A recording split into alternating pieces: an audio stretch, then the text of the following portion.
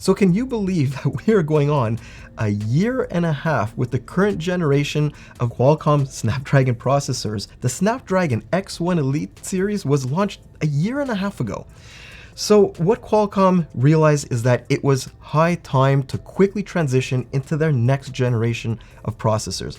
And what they've done, on paper at least, is something very, very interesting. They have gone from this type of performance on the last generation to this, and this to this.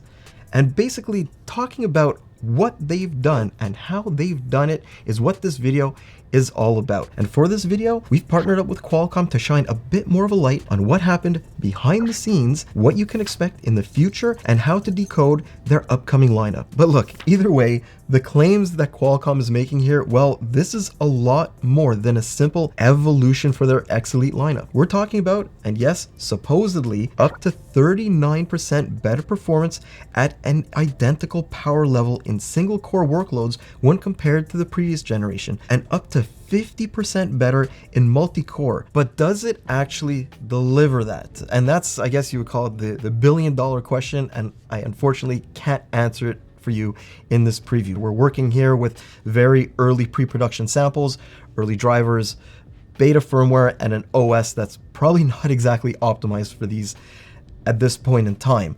But a little surprise happened, okay? Hear me out here. ASUS sent us a pair of these laptops, the A14 and the A16, in order to do some B-roll for our CES video that you can find right up here. And I decided the worst that they can say is no. I asked them, can we benchmark these things and publish the results? And they came back to me and they actually said, yes, you can, at least for the 14-inch device, under one condition, and it's a condition you guys need to know about because I want to be completely transparent here. We had to send them our Cinebench 2024 result in single and multi-core workloads in order to just validate that this was performing up to expectations.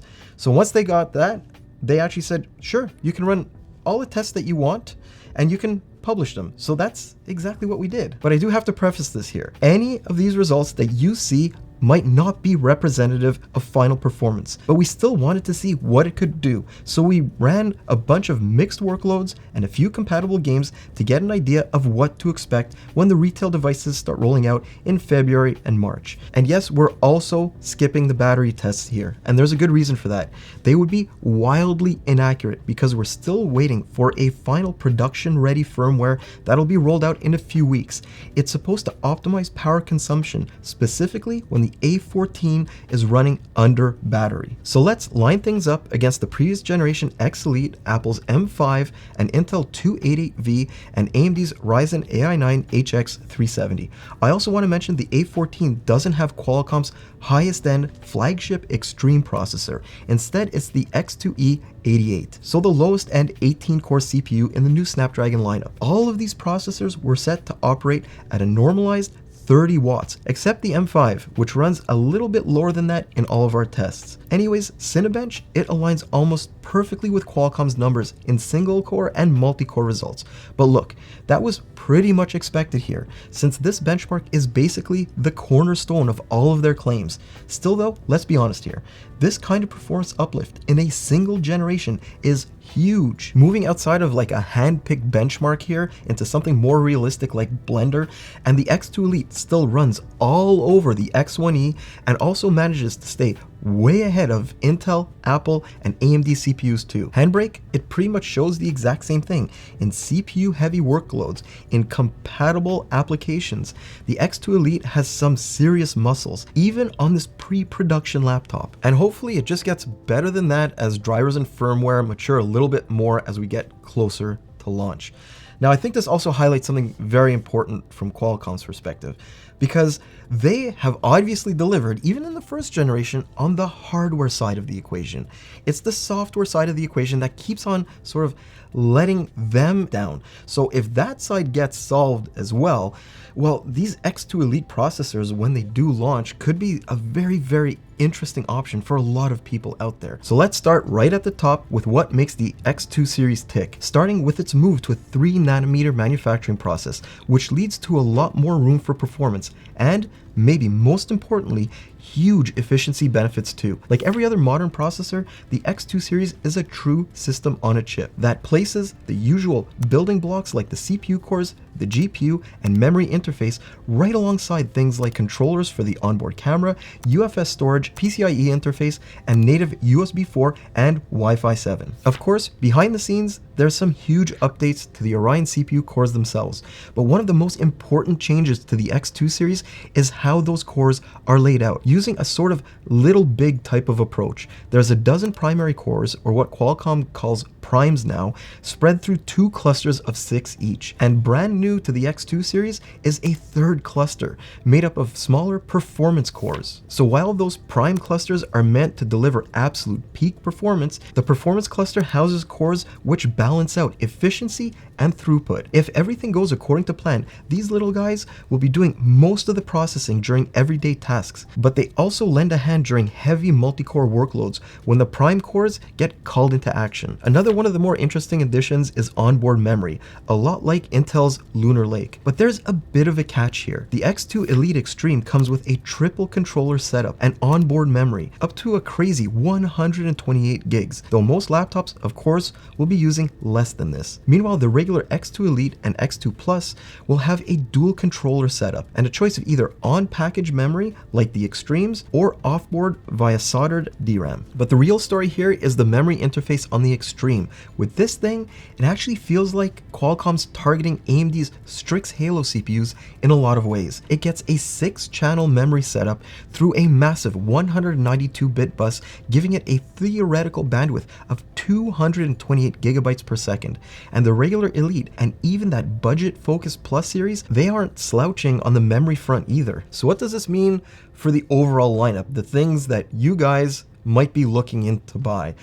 Well, it does get a little bit confusing, so I'm going to do my best here to make it make sense. The X2 Elite series basically carries the single 6-core performance cluster as a constant through every single model, while lower-end CPUs simply shave off a single prime cluster and some GPU cores too. That means the X2E 78 through 84 all get a total of 12 cores, and the cut-down X2E 85 integrated GPU, with peak clock speeds being the only real big differentiating factor between them. Then there's the X2E 88 and 90, which get the full CPU and GPU layout along with higher frequencies, but the same memory controller config as the lower end parts. Finally, the 2 extreme parts are, well, they're extreme. They turn all the dials to 11. Feeds, speeds, memory, you name it, these are meant for peak performance above all else. But to me, Qualcomm, I think they missed a golden opportunity here to make their lineup a lot more understandable. Hear me out here, guys. The 70s should have been the 12-core parts, the 80s with 18,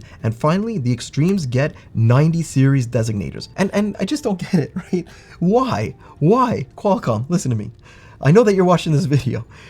You were so close to having this ultra clear lineup of CPUs in a market that's filled with like alphabet soup from AMD and Intel.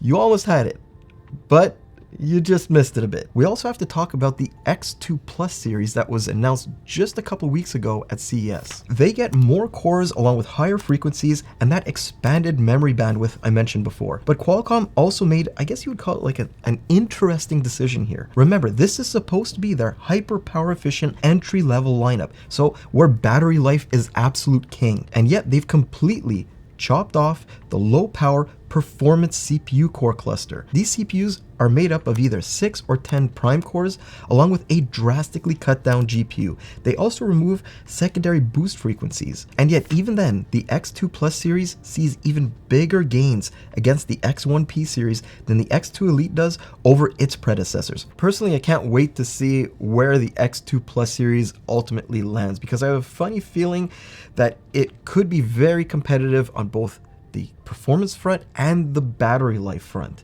But speaking of power, that's also something I need to talk to you guys about. In a roundabout way, Qualcomm says they're targeting the X2 Elite series for 20 to 40 watts with their first device rollout, while unlocking higher wattages for laptops that need additional performance. They even hint at the possibility that their CPUs could be linked up with discrete GPUs sometime in the future. And basically those higher power envelopes, well, that's where the X2 Elite Extreme becomes so important. It's designed to operate past 100 watts if necessary, whereas the standard X2 Elite gets capped around 45 watts. And when running at its higher TDP levels, Qualcomm claims it will easily beat the Core Ultra 9 285H. Anyways, one of Qualcomm's major disadvantages when the original X1E series launched was, of course, gaming. And look, there's no mincing words about that. It wasn't a great experience, from performance to lack of compatibility in a lot of situations. It just wasn't all that great, but they are making some very, very big steps to combat that. The first hurdle to overcome was the fact that some of the most popular games on the market, like Fortnite, Rainbow Six, Roblox, and a bunch of others, just straight up failed to launch because their anti-cheat software simply wasn't compatible. Well, that's been fixed now with a complete revamp on the OS and driver side to support kernel-level anti-cheat systems. So by and large, many of the most popular online games should technically now work. At least that's the hope. And I'll be completely honest here. One of the daily drivers that we have here at the office for the last year and a half, ever since launch, has been the Slim 7X. The laptop that has been used to the point of it, sort of the finish is literally starting to wear down in some areas. I don't know if you can see this on the camera. But the reason why I'm bringing this up is because in our experience, at least, the Qualcomm Snapdragon processors have come a long way since launch. It's still not perfect on the compatibility and the performance front, but there have been massive strides going on behind the scenes that we've actually experienced, and we're going to do actually a long-term overview of this exact laptop in the next couple of weeks. And of course, some of those improvements that we've experienced over time have been due to the slow but steady enhancement to Qualcomm's GPU driver stack. Along with better game compatibility, there's quicker rollouts of drivers, public access to the latest versions, and a brand new control center that makes the entire experience feel a lot more seamless. But one of the biggest changes above all else for gaming in this generation is a brand new, completely revised Adreno GPU called the Adreno X2. Basically, other than back of house architectural improvements, we're looking at almost 50% more processing cores, more cache, improved hardware accelerated ray tracing support, more onboard cache, access to faster memory. It's basically bigger and better than last year's model in every single way. And alongside those driver improvements, which the X1E also got, the claim, yes, these are claims, guys, so take them with a little bit of a grain of salt. There is an absolutely huge frame rate uplift for the X2 Elite and Extreme, in some cases more than double the previous generation. And in the tests that we've run so far, again, even on this pre-production unit with beta firmware and drivers, I think the results, they really speak for themselves. If the compatibility monster doesn't bite Qualcomm in the butt again, then they have a bona fide competitor in the thin and light space when it comes to gaming. I mean, these results aren't earth-shattering in the grand scheme of things, and there's certainly room for improvement. But as far as the ecosystem is concerned, this is a huge and very, very important leap forward. The same thing goes for GPU accelerated rendering in NLEs. The boost given to the processing cores, memory, and graphics all combined to shave off almost 50% from the X1E's time, and that moves the X2E into a really competitive position against AMD and Intel. And yes, look, where everything ends up falling throughout the rest of this year with the X2 Elite, X2 Elite Extreme, X2 Plus, and everything else that AMD and Intel is launching, well, we're just gonna have to wait and see.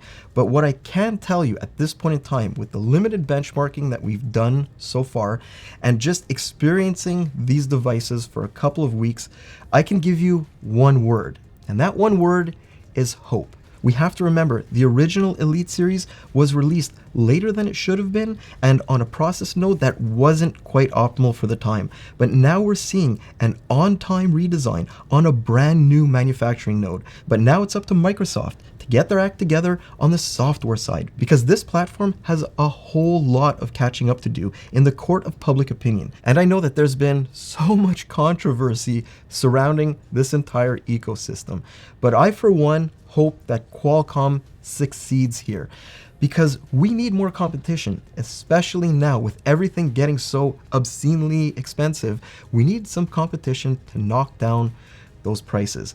Will that happen? Well, I guess we're just gonna have to wait and see. And waiting and seeing is what you guys are gonna have to do for our full review of these and a bunch of the other new CPUs that are coming out very, very soon. And I guess I'll see you in those videos. Have a great day, guys.